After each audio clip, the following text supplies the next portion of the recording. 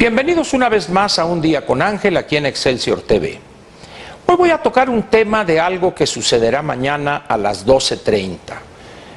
El señor presidente de la República encabezará una ceremonia en Palacio Nacional donde se promulgará, esa ceremonia tendrá por objeto pues firmar el documento que deberá enviarse al Diario Oficial de la Federación para que se termine, por así decirlo, la parte correspondiente en lo que se refiere al trámite legislativo de las reformas constitucionales de los artículos 25, 27 y 28.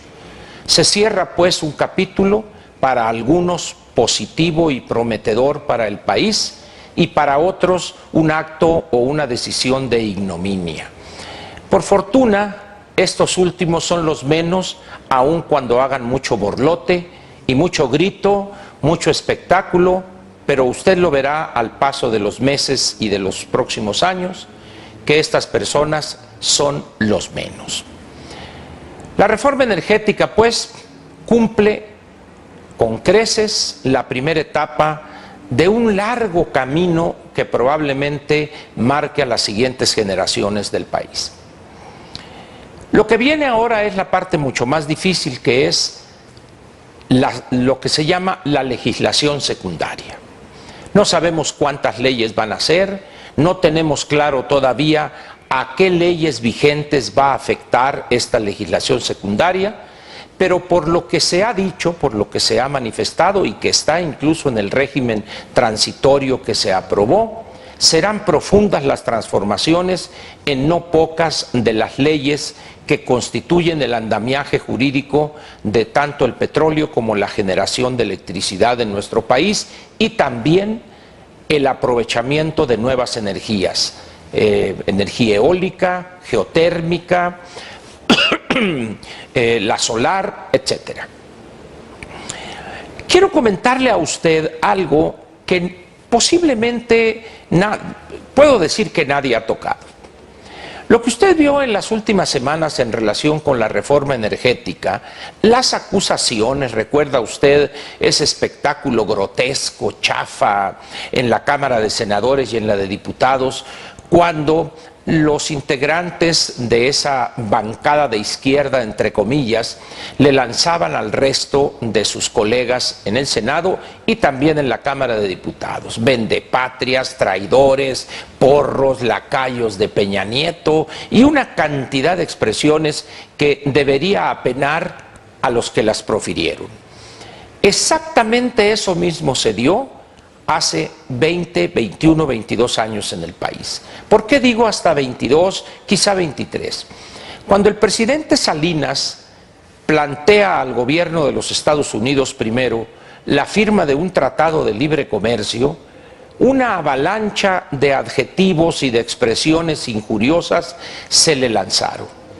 Y posteriormente, cuando se inicia la negociación y se incluye a Canadá, los insultos arreciaron y las profecías de desastre también. ¿Quién no recuerda a Muñoz Ledo, iracundo, señalar que prácticamente el país se acabaría, que nos invadirían los norteamericanos y que las empresas mexicanas desaparecerían?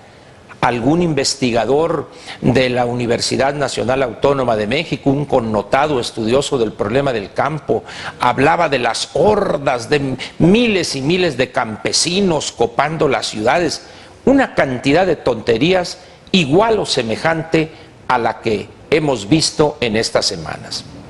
¿Qué pasó con el Tratado de Libre Comercio y aquellos agoreros del desastre? No solo no nos fue mal, sino por el contrario. Hoy, el país que usted ve, con todas sus limitaciones estructurales, ha sobrevivido estos 20 años y en algunos casos logrado éxitos importantes en algunos mercados internacionales, merced a lo que se firmó con Estados Unidos y Canadá. Un dato quizá baste para ejemplificar el beneficio que ha tenido México. Antes de 1994, del 1 de enero de la entrada en vigor del tratado, que en unos cuantos días se cumplirán los 20 años de su entrada en vigor, México tenía una balanza comercial con Estados Unidos deficitaria y además de un monto sumamente reducido. Hoy estamos ante una situación donde tenemos un altísimo superávit con ese país, poco más de 100,000 millones de dólares, y la suma de las exportaciones y las importaciones, es decir, el total del comercio exterior con Estados Unidos, pudiera llegar, quizá en poco tiempo, si no es que ya lo alcance este año, a una cantidad cercana a los 800,000 millones de dólares, 750,000 millones de dólares. Cientos de miles de empleos, por no decir millones de empleos, se deben a las exportaciones que enviamos a ese país. Y podría seguirle enumerando logros, pero me voy a quedar con uno más. Perdón. El Tratado de Libre Comercio con Estados Unidos y Canadá vino a generar una situación que es importante y fundamental para el crecimiento y atracción de inversión de los países: la permanencia en la ley de una serie de cambios estructurales. ¿A quién se le podría ocurrir hoy volver al tiempo del modelo de economía cerrada que tuvimos antes de 1987? ¿Quién podría en este momento plantear una estupidez como esa? Hay muchos, pero no se atreven quizá a hacerlo. Hoy, con la reforma energética, va a suceder, acuérdese usted de mí, exactamente lo mismo. Es evidente, igual que como sucedió con el tratado, los logros no se vieron de inmediato.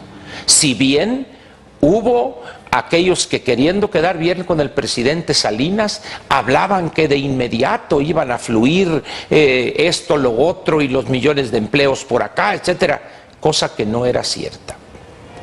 Evidentemente hubo muchos empleos, fluyeron las inversiones, pero fue posterior a 4, 5, 6 años, tomando en cuenta incluso que ya teníamos para esa fecha 7 años o un poco más de 6 años de abierta nuestra economía, cuando en octubre de 1987 el modelo de economía cerrada hizo agua, se resquebrajó, en ruinas quedó. Por eso debimos abrir la economía. Hoy va a suceder, como le dije, exactamente lo mismo. ¿Qué hacer ante estas personas? Primero, simplemente tomarlas como lo que son, como diría el licenciado Manlio Fabio Beltrones en una expresión muy certera, son hipócritas nacionalistas. Es decir, no son sinceros en lo que dicen. Es una pose, es una posición política para oponerse, para quedar bien con un dirigente o con López o con este o con el otro, o por mantener, entre comillas, un prestigio de opositores a lo que sea. Al final de cuentas, la reforma energética cambiará a este país, es cierto, pero no lo va a hacer de la noche a la mañana. Faltan años para que sus bondades se reflejen en la economía, en el desarrollo de nuevas áreas, en la actividad económica, en la creación de empleos mejor remunerados. Esos llegarán con el tiempo, 5, 10 o quizá más años. ¿Qué debemos hacer nosotros frente a esto? La gente es sencilla. Si alguien le dijera a usted que la respuesta a esta pregunta es nada, no estaría muy alejado de la verdad. ¿Por qué? Porque primero habrá que tener los cambios jurídicos, legales, y esa será tarea del Congreso. Posteriormente, el Ejecutivo Federal tendrá que traducir esas decisiones del Legislativo en medidas de gobierno, en políticas públicas, promover una nueva organización para la explotación óptima de los recursos petroleros. Es evidente que poco a poco iremos viendo los cambios que la reforma energética va a generar. Ahora bien, todo a partir del 94 con el Tratado de Libre Comercio fue color de rosa, exento de problemas. Lejos estoy de plantear una situación idílica como eso. Es evidente que hubo sectores que debieron transformarse para poder seguir en la economía, la industria manufacturera, la industria de transformación, porque al abrirse ampliamente ya el país, los 6 años y pico que teníamos ya de abierta la economía, y luego los tratados de libre comercio posteriores y la integración e interdependencia con Estados Unidos y Canadá, los obligó a mejorar, a incorporar tecnología avanzada, mejorar sus métodos productivos, elevar calidad y reducir costos para ser competitivos. Y algunas industrias lo han hecho exitosamente. Es evidente que hay áreas que necesitan todavía transformarse, y lo hemos dicho aquí en múltiples ocasiones. El campo es una de ellas, la educación es la otra. Por encima de estos dos grandes hitos, de estas dos grandes medidas transformadoras, hay una que prácticamente nadie menciona también. Es el levantamiento armado zapatista la noche del 31 de diciembre al 1 de enero de 1994. ¿Qué le puedo decir de esa manipulación perversa de los indígenas? Bueno, su dirigente máximo, el subcomediante Marcos, el único guerrillero que amenazó con acabar con el Estado burgués y su ejército opresor, vino a la Ciudad de México custodiado por la Policía Federal y tuvo todavía el placer de pasearse en metro en la Ciudad de México. ¿Sabe usted que haya algún guerrillero serio en el mundo que haya amenazado con destruir al Estado y saliendo de su reducto minúsculo en términos de la superficie del país, lo hayan custodiado policías para que recorriera el país y dijera sus tonterías protegido, sin riesgos para su seguridad? ¿Sabe usted de algún guerrillero que haya andado en metro? Bueno, deje usted en un transporte público y con su diadema donde no se comunica a ninguna parte con nadie.